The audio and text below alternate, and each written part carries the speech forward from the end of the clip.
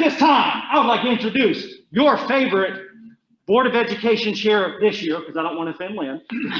This year, ladies and gentlemen, Bill Ritter. 4:45 tonight. Be there early at 4:45. But still, Bill Ritter again. Everybody doesn't know the rotary clap. Stephanie, you need to teach that. You like that?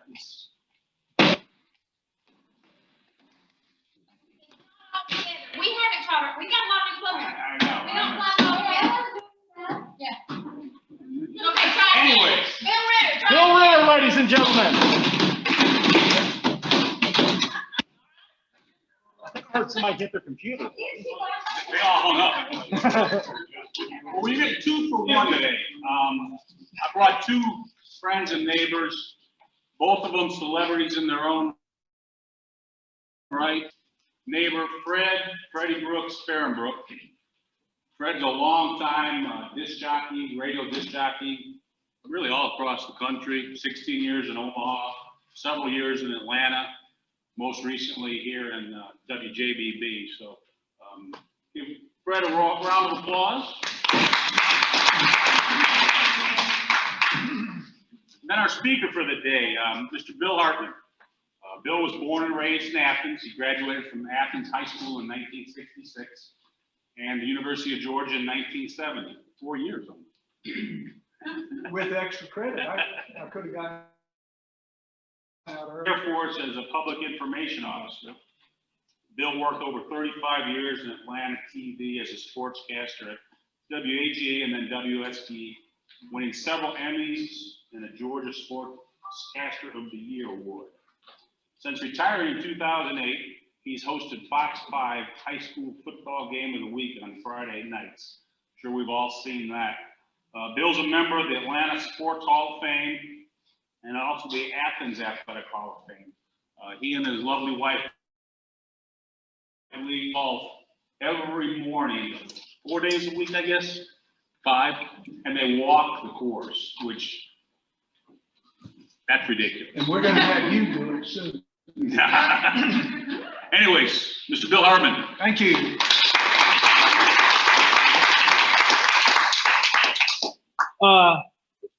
You probably can't see these pictures up here, so I may describe to some of you what I'm talking about. First of all, what a pleasure it is to be here. Growing up in Athens, my dad was a big Rotarian in Athens. He was president of the club, I think, several times. I remember as a kid, he'd pick me up at Barrow School, and we'd go to the luncheon when they had Kids Day, Father-Son, Father-Daughter Day. Just a wonderful time at the Athens Rotary Club. Also, this is a pretty special day for me because on the way over here, I stopped at the post office before Bill picked me up, and I am so happy to tell you that I am a finalist in the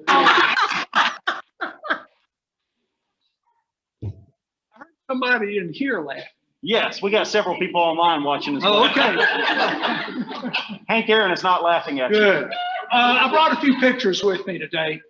Hank Aaron died a few weeks back, and what a gentleman he was. What a great person he was. This is me in 1970. I had just graduated from Georgia, and I was 21 years old working at Channel 5, interviewing Hank Aaron, who's a football player and was an all-star, but he was a long way from being the home run king at that time. He, of course, hit 715 in 1974. But I wanted to show you this picture of me. I've got a white belt on here. I've got a green shirt on. And this was correct attire in 1970, 50 years ago for a sports report. Let's go to the next page. All right. I got into broadcasting because my Green Bay Packers and the Baltimore Colts, he was still playing football in the NFL, but he was doing the 11 o'clock sports on Channel 5 back in 1970. He was about to go back to the Baltimore Colts training camp in June. I was about to graduate from Georgia. They called me up I was doing radio and writing for the newspaper in Athens. And so WAGA Channel 5 called me up and said, how about coming up and auditioning for Bill Curry's job doing the illustrated football? And so I did. And I got the job.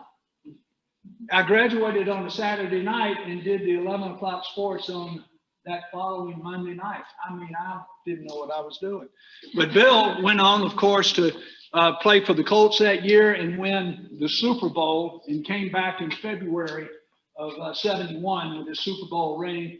He went back to the anchor desk, and I went in the Air Force for a couple of years. So that's my Bill Curry story. I'm still good friends with him today. He was an All-American for the Baltimore Colts and for Green Bay Packers. He loved Vince Lombardi. After a while, he hated Vince Lombardi as his coach at Green Bay for a long, long time, but grew to love him. Yeah, that's a good idea. This is my father, Bill Hartman. He's the real Bill Hartman. I just played one on television. This is a painting that someone did when he played for the Redskins in 1938. He was the first Georgia football.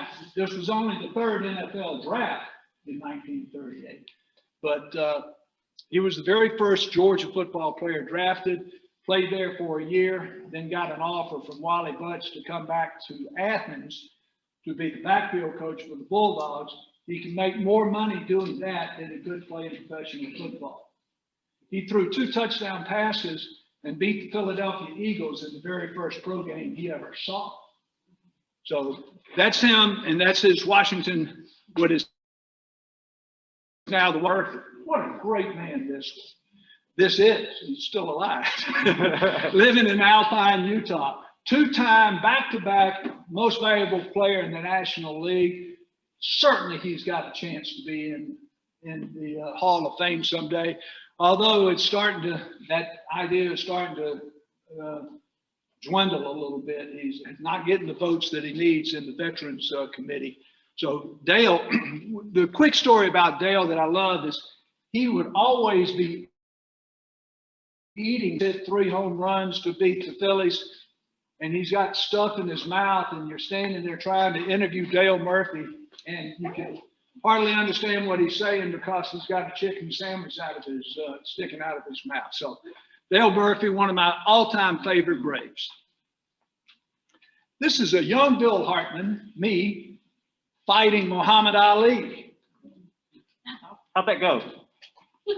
This was a moment. Look at this. This was a moment before that left hand really ended his career. Ali came to Atlanta to fight. Y'all are too young to remember this, but Ali came to fight in Atlanta in 1970. The city of Atlanta was really the only city that would give him a license to fight. And he fought Jerry Quarry. I believe it was October of 70, and I covered that. This is 3 or 4 years later in 74 when he came by Channel 5 one day just for a little meet and greet. And who was and maybe still is the most recognized sports name in the world. Great man. These are tennis shorts. This is me playing in the 1988 Atlanta Classic Pro-Am Golf Tournament at the Atlanta Country Club. My playing partner that day is this man, Michael Jordan. Jordan I was not a golfer, I was a tennis player, as you can, not for me. But I think you're right. Guys out, ties out. Come on. So anyway, here I am. I'm not a golfer. I'm a tennis player. I borrowed clubs. I borrowed shoes to play in the feature foursome at the Atlanta Golf Classic Pro-Am. We teed off at 12 noon on a Wednesday, and the fairways were lined with people. I just knew I was Fred Fahrenbrook will tell you that I'm not straight all the time, and I sometimes hit it left and I sometimes hit it right. I just knew I was going to kill somebody. I hit it right down the middle. On that first hole, Michael Jordan, who went on to become a basketball player of note, Michael Jordan was in the trap in his second shot in front of the green on number 1 at the Atlanta Country Club, hits it out of the trap, slam dunked it into the hole for a 3, for a birdie. It did. And that's on YouTube. You can find that somewhere on YouTube. But Jordan and I both hit into the woods on the 3rd hole of the country club. And we're over there looking for a golf ball. We're playing our own ball. This is not a scramble. We can't find it. And he says, you know, let's just drop it. Well, you're supposed to go back to the previous tee, to the previous place where you hit, and hit from there on your 3rd shot. He said, let's just drop one. The par of the hole, goes on to shoot a 76 that day at the Atlanta Country Club, but I know that he cheated. And he avoids me to this day. This is Evander Holyfield, who 3-time heavyweight champion of the world. This is after the fight in Las Vegas when he beat Buster Douglas. We were live out there for a week as he was fighting Buster Douglas, and he won the championship. He still is such a gracious person, and was one of the great boxers of all time. Bobby Cox, golly, I love me some Bobby Cox, manager of the Braves. You know, he managed the Braves to 14 straight division titles, and a lot of people will say, well, he only won 1 World Series. But here's what his pitching coach, Leo Mazzone, used to say about that. Leo said, you know, every time a Braves fan went to a game in those 14 years, at about many teams. Every time the Braves had a chance to win. Bobby Cox, he's not in good health right now. We wish him well. Hadn't seen him in a while, but that's a great picture of him, isn't it? This is Richard Petty, the king, before one of the races in Atlanta. On the Tuesday or Wednesday before the Sunday race, they would come by the television stations and you would do an interview with them to prep for the race and get people interested in coming to the race. Richard wearing his sunglasses, wearing his cowboy hat, leather jacket. Wonderful man, Richard Petty, and one of the great ones of all time. Vince Dooley, golly, what I grew up in Athens. I'm here to tell you, football in Athens was terrible for a long, long time. And Vince Dooley came in '63. His first season he coached was '64. But in December of '63, he came to the University of Georgia. My dad was very active, having been a football coach at Georgia, very active in recruiting him to come to Georgia. He walked in the door one day. I was 15 years old. And I said, well, who is the coach? And he said, Vince Dooley. And I, like thousands of other Georgians, said, who the hell is Vince Dooley? We found out 25 years of greatness at the university. Still a great friend. He's 88 years old now. I can't believe that. 88 years old. This is after the putt at Augusta when he won it at age 46. Jack, he was so personable in interviews. And I remember interviewing him one time under the big tree by the clubhouse at Augusta. And he looked at me to start his answer and he said, well, Bill, and went on to tell me what I had asked him.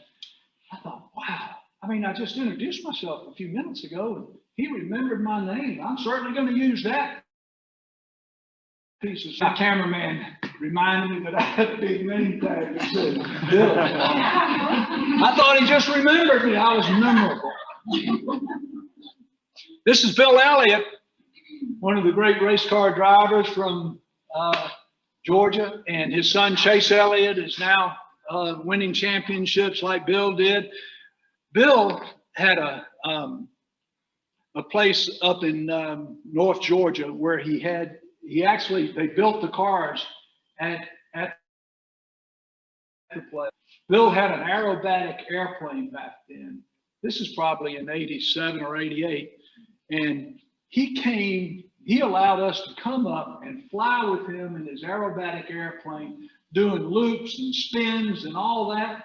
And he did it 3 times, so he could shoot it with me in the airplane, then he could shoot it with my cameraman in the airplane, and then he landed and put the cameraman out and flew around and did it so the cameraman could shoot him from ground level. And nowadays, golly, I cannot imagine a driver like Bill Elliott allowing a local television station to come spend most of the day doing something dangerous like loops and twists and turns in an airplane. Bill Elliott, one of my favorites. This is John Smoltz, Hall of Famer, one of that great pitching staff that the Braves had for so long.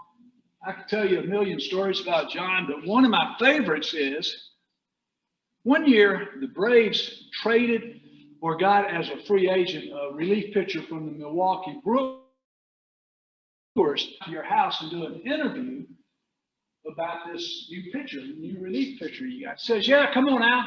I'm the last house on the left. He lived out in, actually, it was more Milton, Georgia than anything else at a development. So we come in the gate and we drive down what is obviously a new development. We get to the end of the road. We have not seen John's house yet. And I called him up and said, John. He says, well, it was the first house on the left. And I said, well, we passed the clubhouse and then didn't see any other houses. He said, that's my house. And it was, had a big portico, looked like a country club. Out back, he had 3 golf holes laid out, and he played golf. And John was really quite something. I don't know if he actually burned himself. You know, the story is that he burned himself while ironing his shirt. I did that. Thank you. You did it? Got a nice card for him. So that's 2 people. I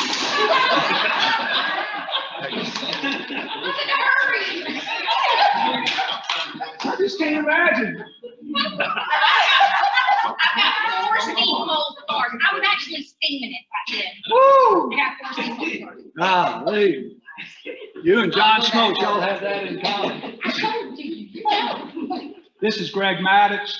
What a great pitcher he was for the Braves for so many years. Another Hall of Famer. I can remember going in to talk to Greg before a game. You always did your interviews around 4 o'clock. And then you would be that night for the Dodgers or whatever. Greg was not pitching that day.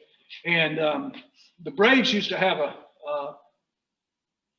a routine where pitchers who didn't pitch that day would still go out and throw. Well, we were in there and he's getting ready to go out. And I said, hey, Greg, are you going to go throw today?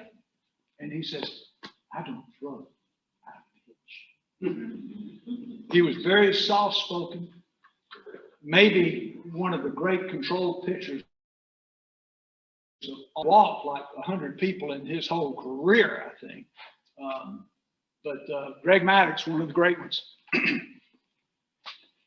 Maybe my best friend ever with the Braves, Phil Niekro, passed away recently, knuckleballer. What I could tell you a lot of stories about him.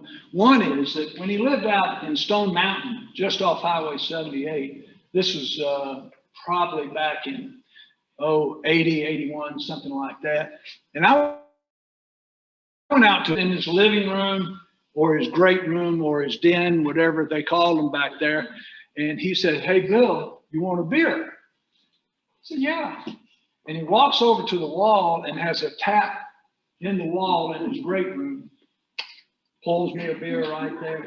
Never have I ever been in somebody's living room and he pulls a draft beer for me. Niekro was one of the all-time great knuckleball pitchers. One of the catchers that used to catch him said, said, when you want to catch Phil Niekro's knuckleball, you wait till it stops and go pick it up. Billy Payne, chairman of Augusta National Country Golf Club at this point, but he was also the head of the 1996 Olympic team for Atlanta. And Billy and I kind of grew up together, went to college together, Mathis Apartments on Lumpkin Street when I was first born. Billy's family did not have a refrigerator. And so my mother, God rest her soul, used to tell people that she saved Billy Payne's life when she put his formula in our refrigerator to keep it cool so that Billy would have something to drink when it came time to feed him. I don't think that really was the case. One more Billy Payne story. Yes, sir. Yeah, one more Billy Payne story. 90, and Atlanta's making a bid for the 96 Olympics, and I go up to his office, which was then in the IBM Tower at the time in Atlanta, and I've got my news director, Channel 5, and I've got our operations director, Channel 5, and we're going to ask Billy, this is around May, we're going to ask Billy what we should be planning to do when we go to Tokyo for the announcement in September. And we talk for an hour, and they get the logistics all worked out and where they'll be, all those things. And at the end of the hour, Billy leans over to the news director and says, now, I want to tell you, if he's in Tokyo, I'll go live anytime you want him to. And we were in the elevator headed down after that. I was not scheduled to go to Tokyo for the announcement. It's just going to be the news crew.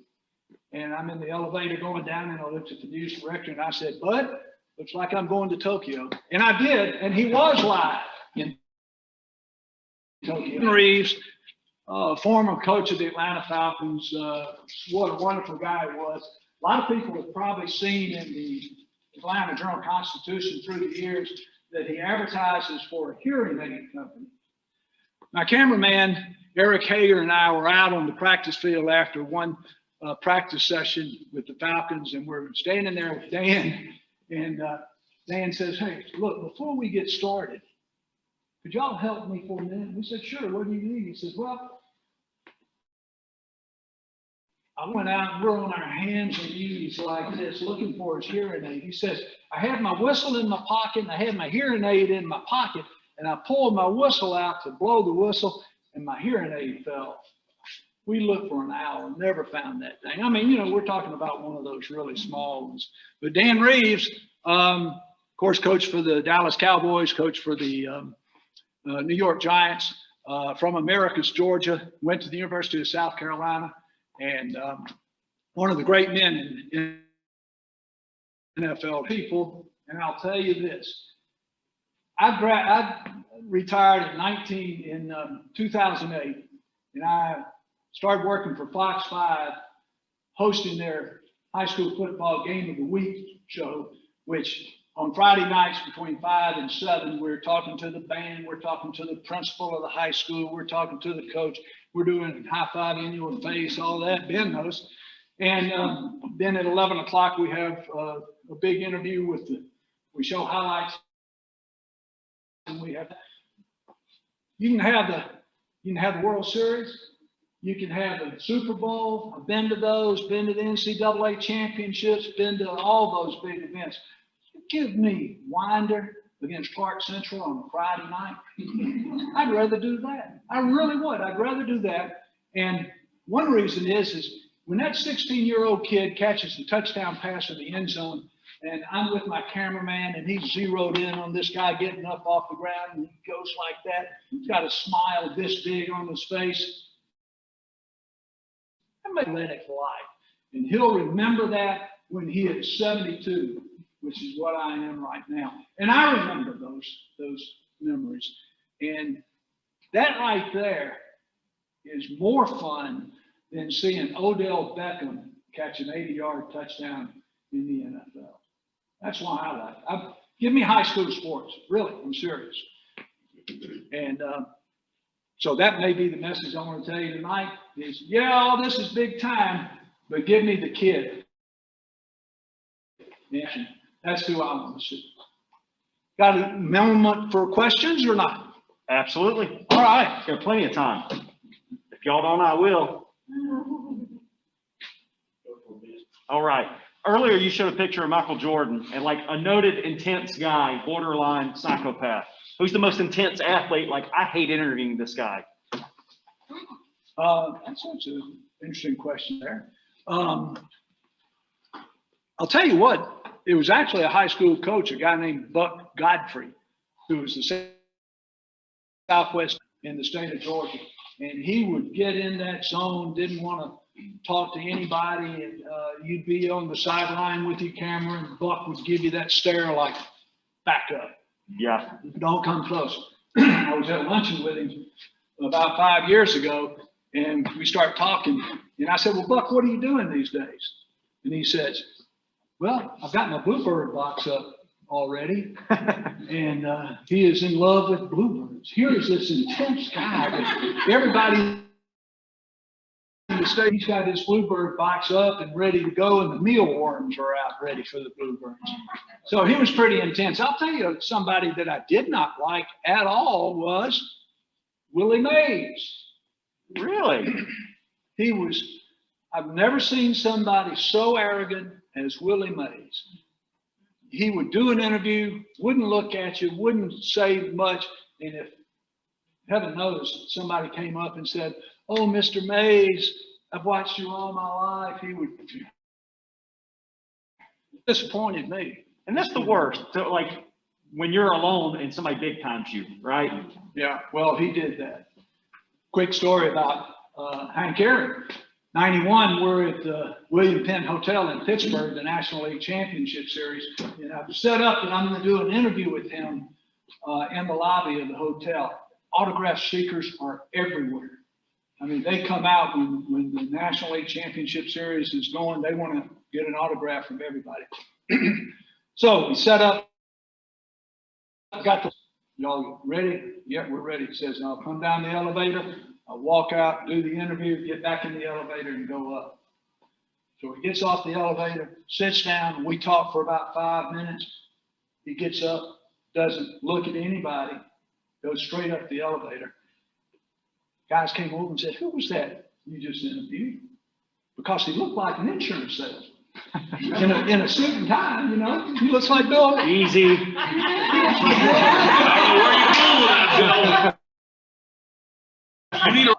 And they said, oh, I can't believe it. I mean, these guys, they live for the autographs. And here was Hank Aaron in their midst, and they didn't recognize him.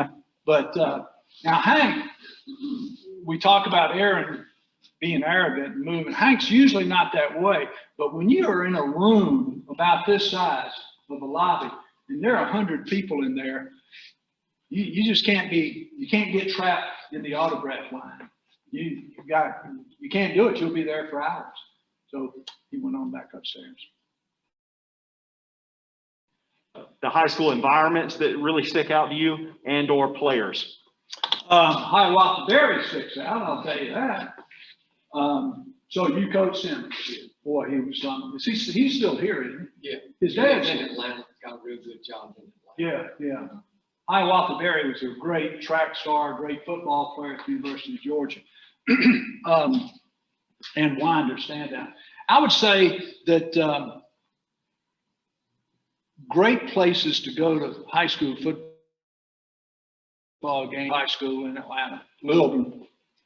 And they've had so many great players and coaches, and when they play Brookwood, it's Something like, else. It's something. It's like Ohio State, Michigan. It's just smaller stadium is all it is. So that's certainly one of the great places. Love me some Tony Lottie, who's out here at Appalachia right now. I mean, Tony, when he was, I've been to one of his games as our high school game of the week down here. In fact, that was against Winder, I think, a couple of years ago. I've been there since Ed Dudley's been here. But Love, Winder's got a great situation. Appalachia needs to get to that kind of situation, but Winder Barrow is a wonderful place to go to a high school football game. Clark Central, Jefferson, is terrific. Jefferson's a great place to go to a high school football game. Any other questions? I want to ask you a question. They mixed me up with some famous quarterback that people gets me mixed up, think that I'm him. Who do you think? Well, the greatest quarterback, greatest athlete in Athens history is Andy Johnson. Okay. You're probably thinking of Paul Gilbert. Then who are Coach? Fran Tarkin, I had a man to almost get, really mad at me. I was in Tifton coming out of the motel. He saw my Hall of Fame ring and he said, Mr. Tarkington. I said, no, don't tell me. And like this, but I'm in the mall one day, and she's in Phelps, and I'm sitting out there in that fence that used to be out there, and this man, he swears that I'm Fran Tarkington, but I just thought maybe so many people said that. But Fran certainly was a great quarterback at Athens High School in the 50s and then Georgia. But Andy Johnson, Paul Gilbert, boy, those guys, Fran didn't touch them. Fran was great and had but you look like Pete Dickens a little bit. Hey, let's give Bill a huge round of applause. Thank you so much. So Bill, each week we donate a book to the Winder Public Library. A lot of different Rotary clubs give poems and things away. We donate books, and today your book's going to be Attack of the Underwear Dragon. Woo! So I've been attacked by the underwear. So this will be in the Winder Public Library. If you want to sign it right here, we're going to get a picture afterwards. Okay. So here you go. One more time for Bill Hartley. All right. Thanks.